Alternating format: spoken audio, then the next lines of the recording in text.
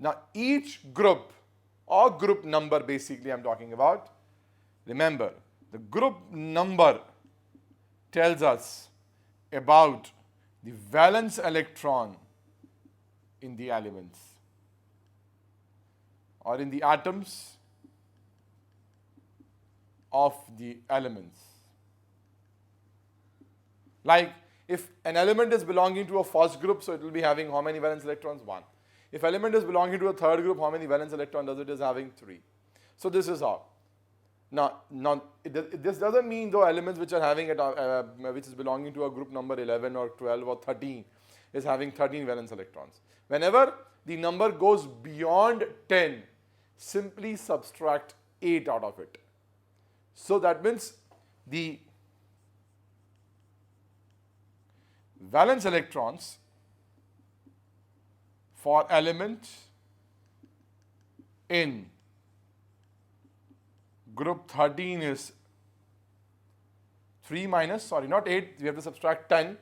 8 means actually 10 we subtract because this 10 number is due to the n minus 1d suborbits which are filled actually between S and P. So we subtract 10 in order to get the exact valence number of electrons. So if the element is belonging to 13, minus 10 will give us 3. So 3 is the valence electrons for that particular element which is existing in group 13. So that is why, like if any element is belonging to group 17, so 17 minus 10 will give us 7, which means that particular element is having how many valence electrons? 7. So that's the first thing, that the table, modern periodic table, is actually having how many vertical columns? 18, which are called groups. Then it has 7 horizontal rows called periods. Now each period is indicating you the orbit number. So period number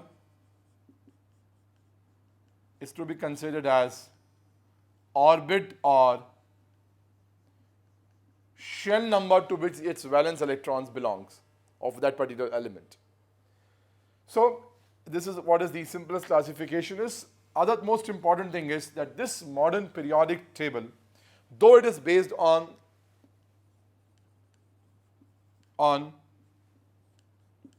the periodic law we have, the modern periodic law, but it is also based on electronic configuration, and mainly it is actually based on Aufbau principle. How the different suborbits are filled in the increasing order of their energies. The periodic table whole has been actually is exactly as per the Aufbau principle. Now in this modern periodic table, as I have told you, it is based on the periodic law, fine, but two other important things are there in this, that it is basically based on the electronics configuration, because that is the one which is actually is deciding the periodicity.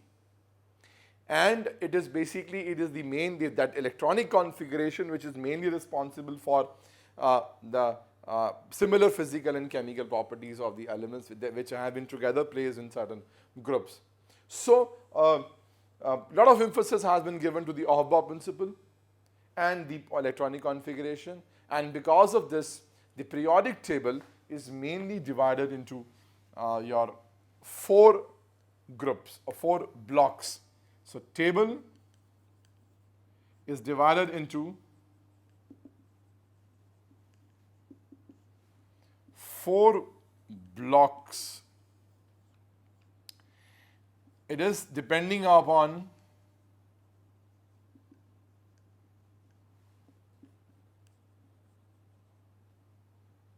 the suborbit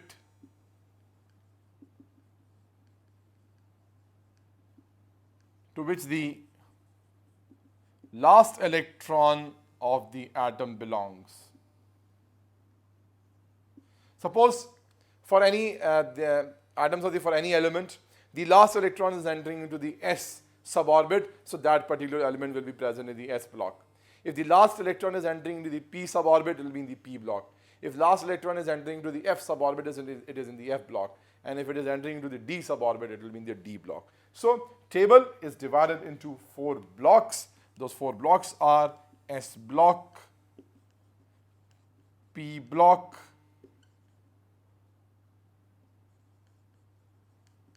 d block, and f block. So what we can make out from here is that this modern periodic table is very much correlating with the findings of the quantum mechanical model, quantum theory, and the the atomic structure, which has actually been given out by the quantum mechanical model or quantum theory. So, and according to that theory, we were knowing that each orbit is divided into s, p, d, f suborbits, and that is why this whole periodic table is also divided into 4 blocks, s, p, d, f blocks, which are depending upon the suborbits which are present in the atoms. Now, what is important to notice, the elements are arranged in the increasing order of their atomic number, and they are placed in blockwise. So the general layout of the periodic table is somehow like this.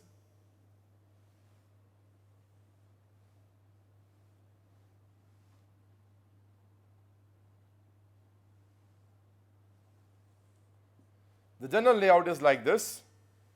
Now this extreme left side block is called the S block. This one.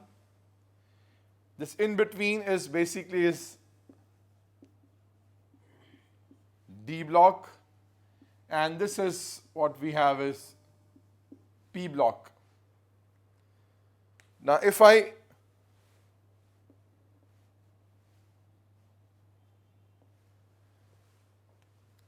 divide this S into 2 vertical again parts, we know S can accommodate how many electrons? 2.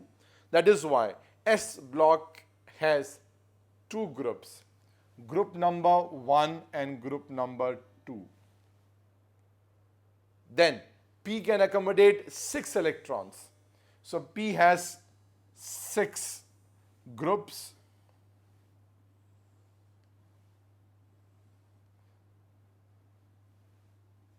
You can add one more like this. So it has 6 groups, and since D can accommodate 10 electrons, this D block has 10 groups.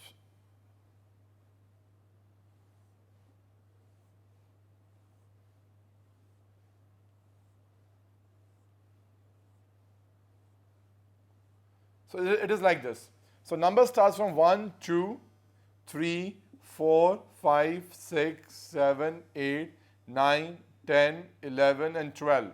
So group number 3 to 12 are in D block, group 1 and 2 are in S block, and from 13 to 18 are in P block.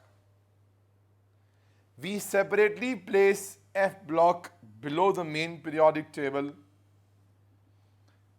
It has basically 2 periods. The period number 2 periods is there, and it has 14 groups.